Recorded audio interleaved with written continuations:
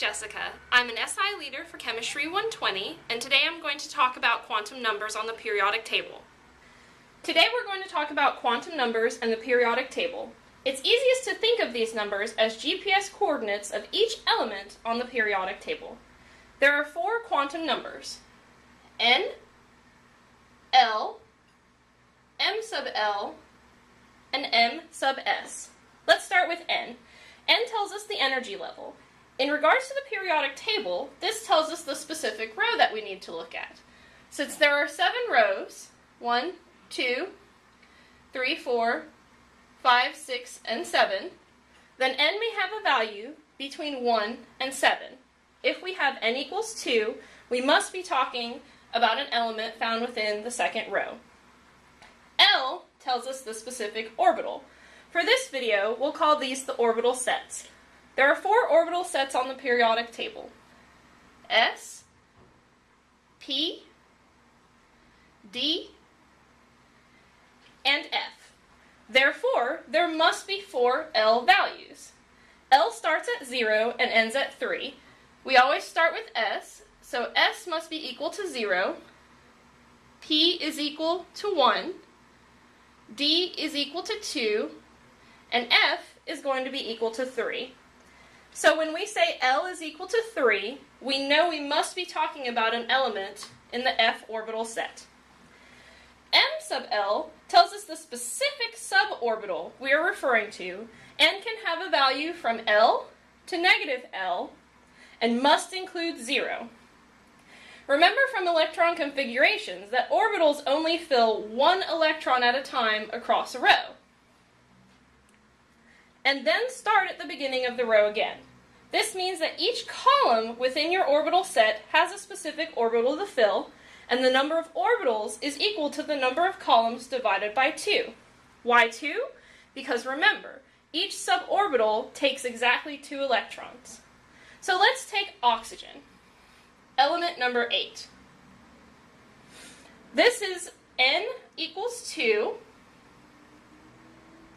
L is equal to 1. M sub L is going to be equal to negative 1. Why? Take a look at the columns. We have boron, carbon, and nitrogen, and then 3 additional elements following. Oxygen starts. Boron, carbon, and nitrogen make up the first 3 electrons to fill the 3 orbitals of the p orbital set. Since there are 6 columns in the p orbital set, there must be 3 orbitals. Boron is going to fill the negative 1 orbital, which is M sub L is equal to negative 1. Carbon is going to fill the 0 orbital, M sub L equal to 0.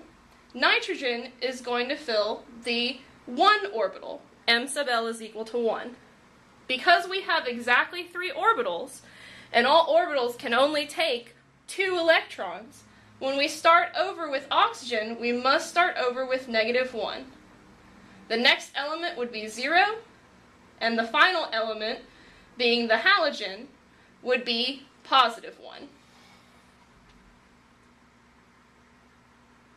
Let's look at all of our orbital sets. Starting with S,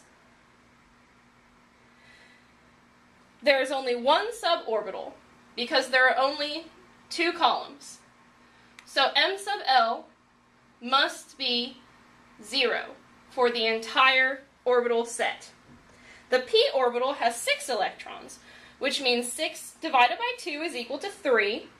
Therefore, the values must be negative 1, 0, and 1 to repeat a second time across the columns.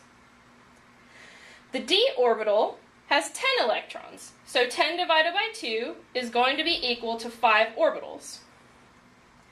Since we need 5 M1 values, and they must include 0, the first M sub L value must be negative 2, negative 1, 0, 1, 2, and then repeats again, negative 2, negative 1, 0, 1, and 2 across the row.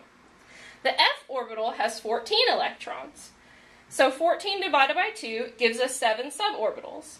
Since we must have 7 values for M sub L, including 0, The numbers must be across the row, -3, -2, -1, 0, 1, 2, and 3. And again repeat, -3, -2, -1, 0, 1, 2, and 3. Now what about m sub s? This is called the spin number and refers to the specific electron we're looking at. The first electron always has a positive spin, so boron, carbon, and nitrogen would all have m sub s values of +1/2. However, when we start filling the second electron, we switch over to -1/2. This means that oxygen's m sub s value is equal to -1/2, as is fluorine, which would be right next to it, and finally, neon, which is the halogen along this row. There are a couple of important rules to remember. The d orbital set always fills one row above on the periodic table. So the element titanium, for instance, which is Ti, is going to have quantum numbers of n is equal to 3, L is equal to 2, m sub L is equal to -1, m sub S is equal to +1/2. Notice that n is equal to 3, even though if you just look at the periodic table, it looks like it should be included on the fourth row. This is because the d orbital set does fill starting one above. The same can be said of the f orbital set. These start to fill on the fourth row instead of the third.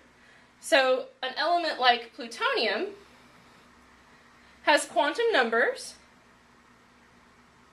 N is equal to 5, L is equal to 3, m sub L is equal to 1, m sub S is equal to +1/2. Notice that N is equal to 5, not 7. Hopefully, this will help you to read the periodic table as a map using your quantum numbers. Good luck!